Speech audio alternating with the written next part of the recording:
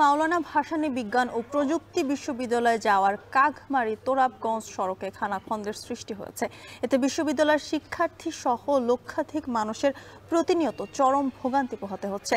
সড়কটি সংস্কারের জন্য গেল বৃহস্পতিবার বিশ্ববিদ্যালয়ের শিক্ষার্থীরা এলজিইডি নির্বাহী প্রকৌশলী বরাবর লিখিত আবেদন করেছেন। এ নিয়ে আরও জানাতে টাঙ্গাইলের সন্তোষ থেকে সরাসরি যুক্ত হচ্ছেন সহকর্মী কাউসার আহমেদ। কাউসার, জানাবেন এই সড়কের বেহাল অবস্থায় জনগণের ভোগান্তি কেমন দেখছেন এবং সড়ক সংস্কারে শিক্ষার্থীরা যে আবেদন করেছেন সে বিষয়ে সবশেষ তথ্য কি আছে আপনার কাছে?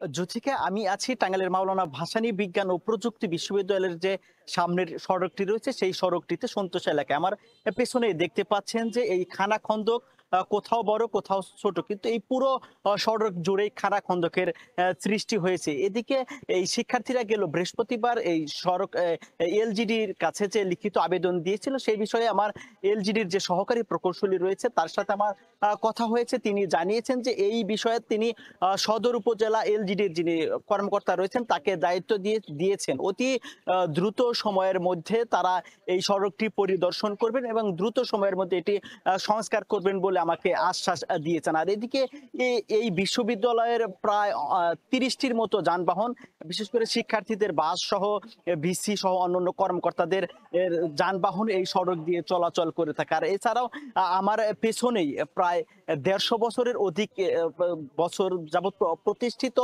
জাহ্নবী উচ্চ বিদ্যালয়, আর এছাড়াও পেছনে একটি জাতীয় বিশ্ববিদ্যালয় রয়েছে মাওলানা মোহাম্মদ আলী কলেজ সহ বলতে গেলে অন্তত 20টি শিক্ষা প্রতিষ্ঠানের শিক্ষার্থীরা এই সড়কটি দিয়ে যাতায়াত করে থাকে। আর এছাড়াও এই সড়ক দিয়ে টাঙ্গাইল সদর উপজেলার পশ্চিম অঞ্চলের অন্তত লক্ষাধিক মানুষ প্রতিনিয়ত এই সড়কটি ব্যবহার করে থাকে। আমার পেছনে দেখতে পাচ্ছেন যে যানবাহনের যে স্বাভাবিক গতি থাকে এই সড়কে 50 থেকে 60 কিলোমিটার বা কখনো 70 কিলোমিটার থাকে, কিন্তু এই খানাখন্দক সড়কের কারণে 5 থেকে সর্বোচ্চ 10 কিলোমিটার গতিতে এই চলতে হয়। এতে করে শিক্ষার্থী সহ পথচারী এবং এই সড়ক যারা ব্যবহার করে থাকে তাদের প্রতিনিয়তই ভোগান্তি পোহাতে হচ্ছে। বিশেষ করে গতকাল বৃষ্টি হওয়ার পর থেকে কিন্তু বিভিন্ন এলাকায় খানাখন্দকে কিন্তু পানি জমে রয়েছে, আর এতে করেই অনেক শিক্ষার্থীর জামা কাপড়ও নষ্ট হয়ে যায়। আবার অনেক সময় আমরা দেখেছি যে ছোট ছোট যে যানবাহন রয়েছে, ব্যাটারি চালিত অটো রিক্সা, প্যাডেল চালিত রিক্সা, এগুলো কিন্তু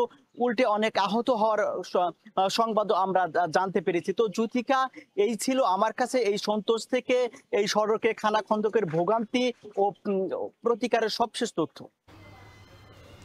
টাঙ্গাইল থেকে যুক্ত ছিলেন সহকর্মী কাউসার আহমেদ, জানাচ্ছিলেন সেখানকার সবশেষ তথ্য।